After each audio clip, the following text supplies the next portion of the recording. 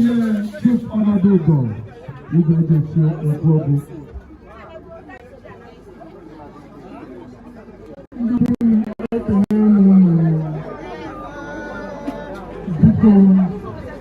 Okay, you will be a woman. More boy. Oh, my God. In Jesus' name. Never, my God. Family, late Chief Augustine, then watching a man. Never there, I don't know why. Become lady, and then.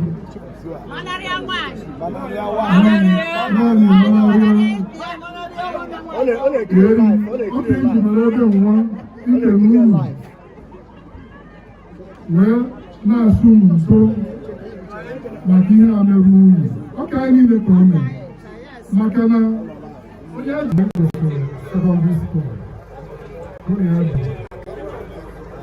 Oh, my mentor, Bromo, engineer, Obin, sorry. I love it. I'm going to have to train to one your mom. I know you are Baba T. When you want Baba T, all those Ghana over Baba T. Okay, I'm going to go. Perfect gentleman. Very perfect. Here there is so happy to enjoy it. Upon our young one, or see you on it. And yes, very, very peaceful man. Umuochibinagu Orji Amokwe so long. Mana Chineke mango je hapuko men. All chupu na all chupu na so biko umunye ndi suru ha. Na suru do na fa. Umunye Nam Chikezie Nam Bukadu Waikanon Bikun. I do very few one.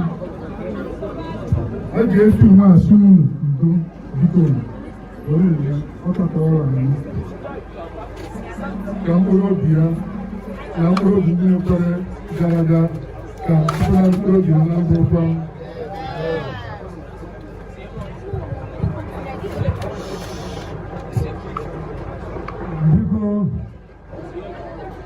Washington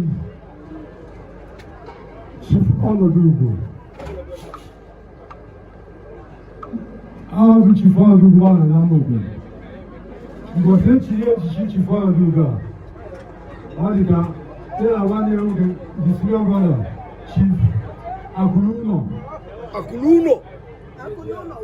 Hapa the children. Hapa the children.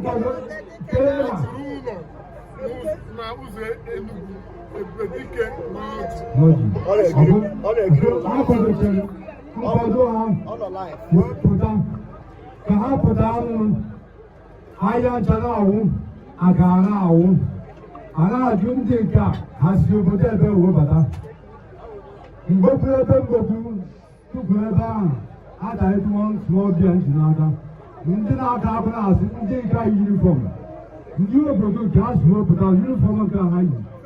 Has he a bear? Nasia, Nunta's passing, has he from the sky. Akita, he can't put out on the window, whatever, one of the normal sugar crown. Has he, has you get into body and you go Mushiba? I'm asking about one I Chief Onadogo. So God that I continue Naganilu. You go. Emma, that's Madam Hachayu. No one Hachabu over. You can't about you can't help it. You go count about the first time for them. The no one now Jesus Christ. Amen. Esa ina kena chipano Dubai na sekretari na Dokulicha. Otobu no sigadi on his way. Aina sia daunu nene nekene kwenzibo wani ya woke Dokulicha. Chief Apollo. Chipano Dugo. Chipano Dugo. Chipano Dugo. Chipano Dugo. Chipano Dugo.